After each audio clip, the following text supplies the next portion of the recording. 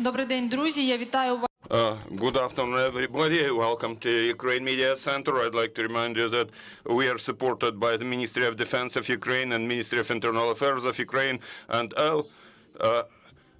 I'll tell you briefly about the schedule of our briefings today. At 3 p.m. we'll have Anton Gerashchenko with us, advisor to the Minister of Internal Affairs, and we'll discuss with Anton Gerashchenko Russian Federation's crimes in those liberated towns and villages of Ukraine. At 3:30 p.m. we'll have Colonel Oleksandr Hruzevych, spokesperson of the Ministry of Defense of Ukraine, and as usual he'll tell us about the current operational situation on the front lines. And right now I'd like to welcome Oleksandr Hruzevych, Brigadier General, Deputy Chief of Staff of Ground Forces of Ukrainian Armed Forces, and we'll discuss with Alexander situation around Kyiv and in Kyiv province. You're welcome.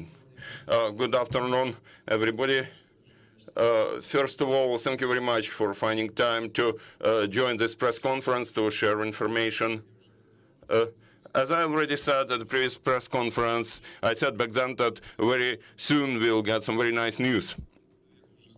As you already know, I think, by now, due to our active operations, we have completely liberated Kyiv Oblast.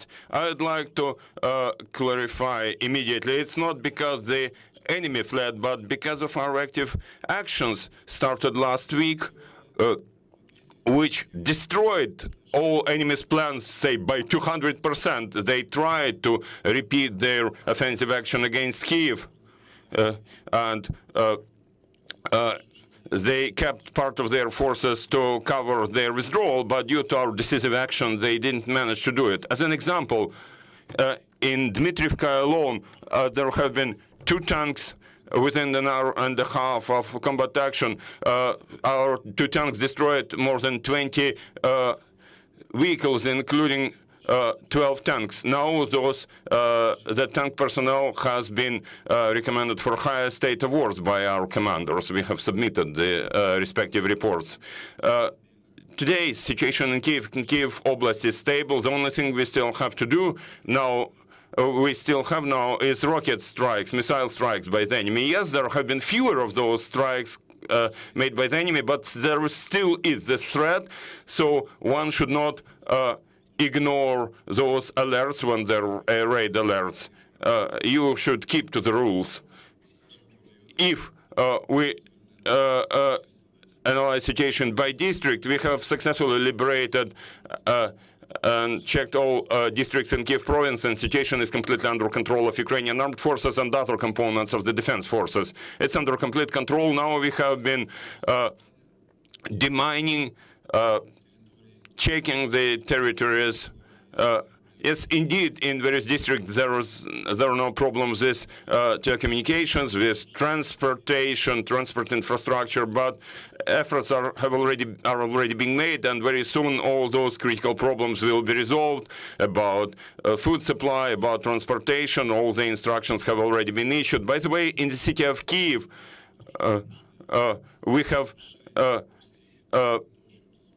somehow changed the checkpoint structure to make wider roads. We will still have those checkpoints, those roadblocks. There will be the same mode of operation, but maybe a bit simplified. Why do we still have those checkpoints there? Because in 2 days alone, in the city of Kyiv alone, with joint efforts of our forces, we have caught 16 sabotage groups. That is to say, we think like there is silence, everything is quiet, but the enemy is still here. On leaving our oblast, the enemy left their sabotage groups behind. Yesterday alone, we checked 1 district and we captured 1 group with various sensors used to adjust the rocket targeting. So you should not ignore air raid alerts. You have to be careful, because unfortunately in those groups there are also Ukrainians as agents sometimes. Yes, mostly they are people from Donetsk and Luhansk oblasts, but still they are Ukrainian citizens. How they have been engaged, that's investigated by other agencies. But unfortunately, in our war with Russia, against Russia, on the enemy side, we have some of ethnic Ukrainians, some of Ukrainians and mostly those are people from Donetsk and Luhansk province oblasts. About the situation in general, it's still tense because the enemy has withdrawn and rearranging their directions of operations, and very soon they will try to take control of Donetsk and Luhansk Oblast. After that, they will try and renew their offensive action towards Kyiv. So there have been some efforts made. The external perimeter of defense of Kyiv and Kyiv Oblast is being extended, and we make efforts to fortify our positions and to train our personnel. Now it has been a bit more quiet in Kyiv province or in Kyiv Oblast, but that's not for the military. Now we have started active training of our personnel, new personnel, training our territorial defense personnel for active actions in almost all areas which can be used. We use them to train our personnel, to train them how to use equipment we get from our partners from other countries. We carry out tactical exercises to be prepared for possible offensive action of the enemy against Kyiv. In this, the situation is under control. Yes, the situation is tense. Yesterday and the day before yesterday, as you may know, there have been more than 15 attacks of the enemy. The enemy has been trying unsuccessfully to renew their attacks again and again. According to our data, they are already lacking equipment.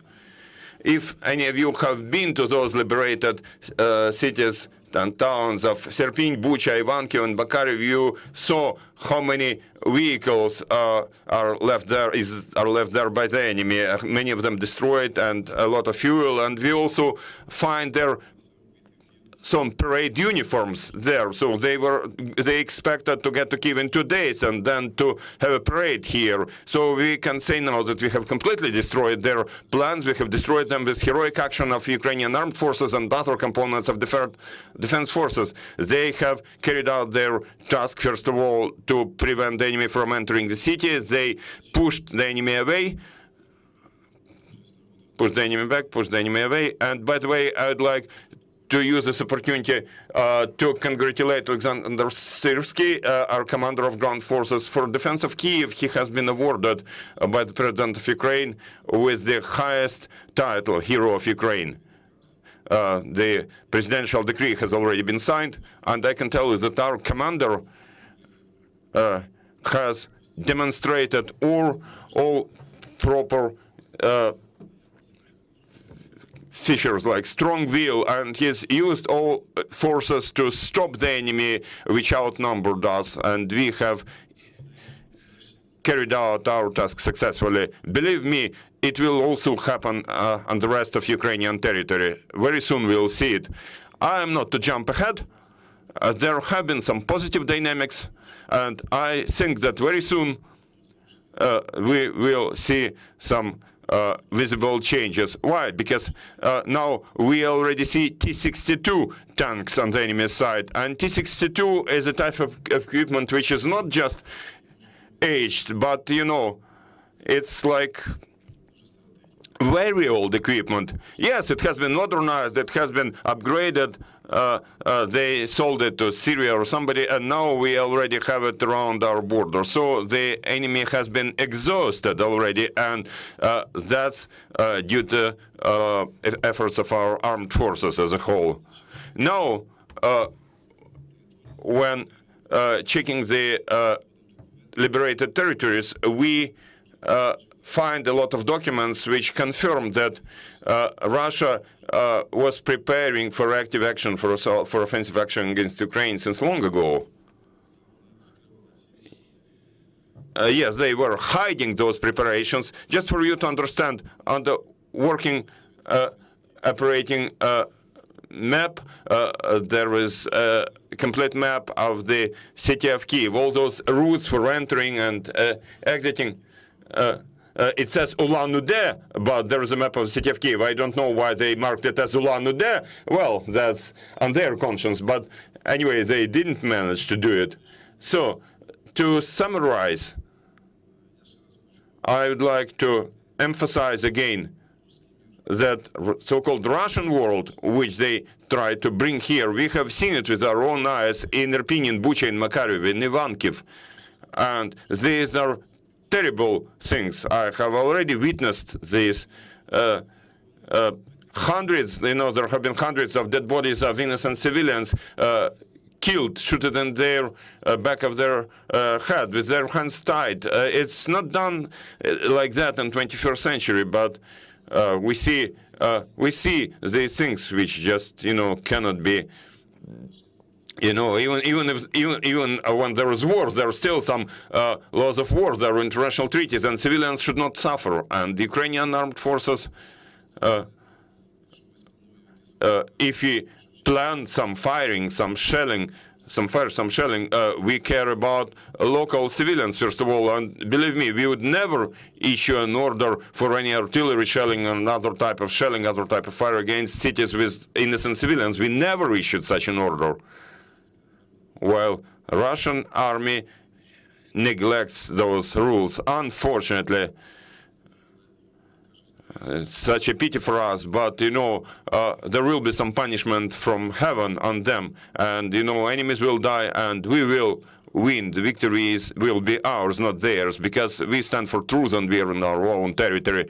That's basically it as far as situation in Kyiv and Kyiv Oblast is concerned. If there are any questions, yes, thank you. General, if you have any questions, please use the microphone.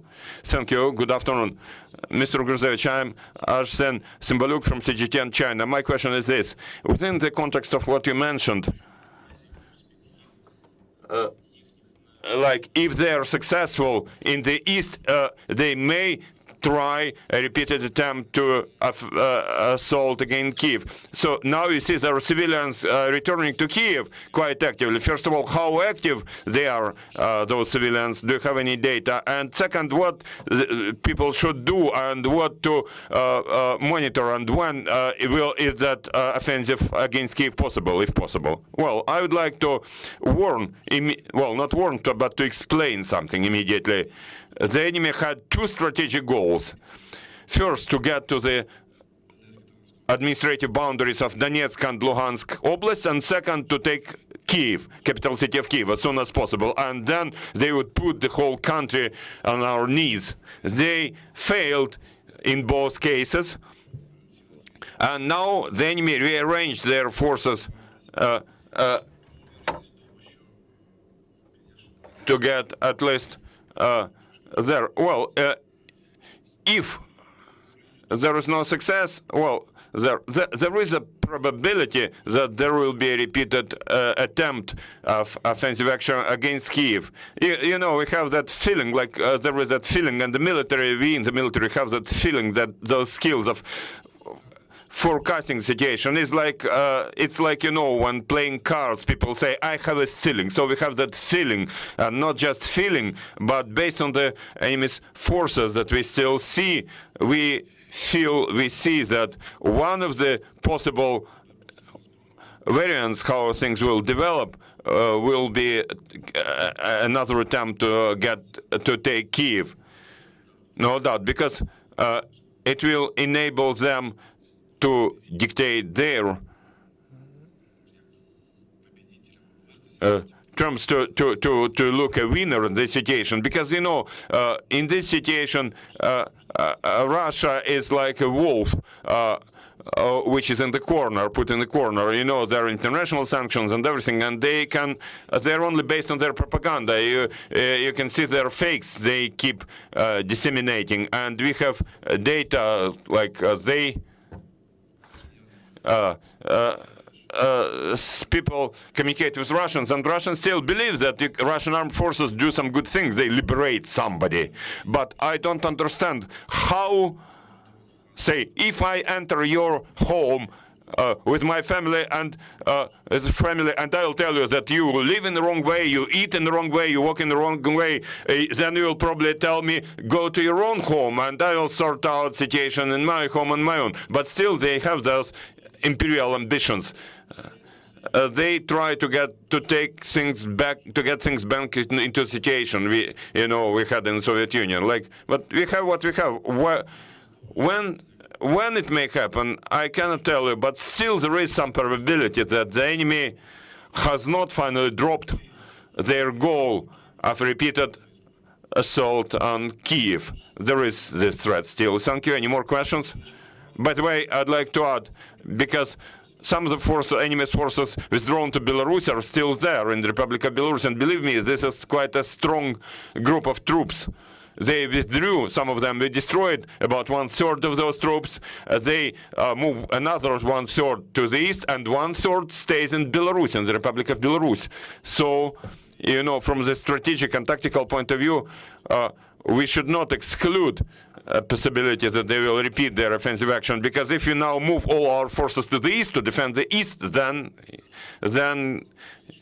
you see, and from the other side they would be able to enter. But we don't do that. We make every effort to maintain defense of Kyiv and Kyiv Oblast. We will prevent it from happening. Thank you. Any more questions?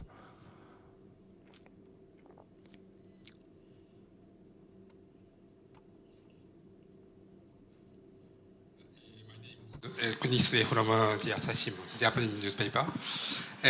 You said that there are hundreds of corpses, dead bodies in Ivankiv and other cities.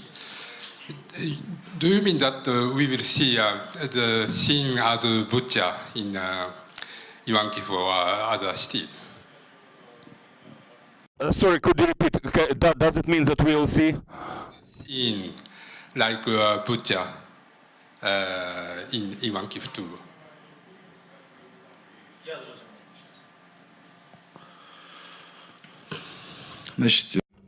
Look, we have information about similar situations in Makariv, in Ivankiv, but at the moment, the government and armed forces have made decisions and created a number of teams to collect the evidence, to gather evidence, because there are different sorts of information. Everything has to be checked. You see, the enemy, if they have done it, we will accuse them of that. If they have not done it, we will not accuse them. But, you know, the cruelty that we see in those locations that we liberate, you know, in Bucha, in Irpin, it has been on a mass scale, but there have been cases of torturing civilians almost everywhere. There is a small village, for example, I don't remember its name, and there was an old granny who just left their home, and she had a mobile phone in her hands, and she was shot from the assault rifle, and she was killed, and it was recorded by the surveillance camera. And she was an old granny. What could she do? So there are such cases, but unfortunately, there are also some cases of mass scale. We just need time to find and document all of it, because, for example, with all due respect for Italian government, they don't believe in it. They still believe that Russian Federation is doing right things. I have witnessed, I saw some videos where somebody wanted to defend Russian Federation, but our Ukrainian lady who is in Italy now spoke and demonstrated the facts, and then the Russian spokesperson immediately stopped talking. He said, I don't have any more questions. They know clearly, they know everything for sure, but now they have been trying to show as if they didn't do it, because there has already been information, there has already been some facts where they have been destroying the trace of their terrible actions in those territories. They have already done it, but when this information has been disclosed, they try to destroy the evidence, and we already have the evidence of that. So, you know, over time, everybody will be brought to liability. Thank you. And I'd like to also add that at 3 p.m. we'll have a spokesperson from the Ministry of Internal Affairs who will tell us precisely about the situation from the Ministry of Internal Affairs side, because the MIA has been collecting evidence of crimes committed by the Russian army in territory of Ukraine. If you have any other questions, you're welcome. Just the microphone, because otherwise the interpreter will not hear us. Several days ago, Prosecutor General Irina Venediktova said that in Borodyanka we can see even worse things that we saw in Bucha and Irpin. Yesterday, we, with many journalists, due to media center, got to Borodyanka. We saw a lot of destruction there, consequences of airstrikes, rescuers, checking the ruins for bodies, but fortunately we haven't seen any dead bodies in the streets. Is it that we just were not shown those bodies? Are there any bodies somewhere will we be shown? Or in Aviditkova meant just airstrikes? You know, there were strikes against civilian facilities, civilian towns where there are no military facilities. What is Borodyanka? Borodyanka is the usual Ukrainian town. There is no military unit there. And it has been destroyed by almost 50%. Why? For which reason? We don't understand it. So, yeah. The most terrible sin is to kill the person, but to destroy somebody's house is also a sin. So according to our data, I can tell you that in Borodyanka there are places with bodies, because there were mass killings, mass shooting, and they removed bodies somewhere to some forests, and people were brought to some forests and people didn't see them anymore. But we haven't found them yet, and everything has been with mines, should be demined, and then we have to check and either to confirm, to prove it with evidence, or disprove it. But there are some data there that it was done, but at the moment it's just words, you see. So to that end, we have created those teams which will now be checking for evidence. But first of all, we have to clean those territories from mines and artillery runs, from projectiles, and there are a lot of those. There is a lot of work. We have been checking and demining Bucha for almost 1 week, and we still find a lot of those there, a lot of those mines. We remove some of them. Some of them we need to destroy on site because we cannot transport them. This is a long time process, you know. To put landmines, it takes, say, half a day, but then to remove them, you would need a week to remove those mines. So, yes, we have information, like the Prosecutor General has. We also have that information, but we have, you know, what you saw what you saw, and we would hope that that information would not be confirmed, but unfortunately we have that information. Yes. Any more questions? No more questions. Then thank you very much, dear General. Thank you for finding time to join us. That's extremely important, and I'd like to remind you that 3 p.m. we'll have Anton Gerashchenko, spokesperson of the Ministry of Internal Affairs, and we'll speak with Anton about war crimes of Russian army in the liberated territories, in liberated towns and villages. Please stay with us. Thank you. Thank you. Thank you for attention.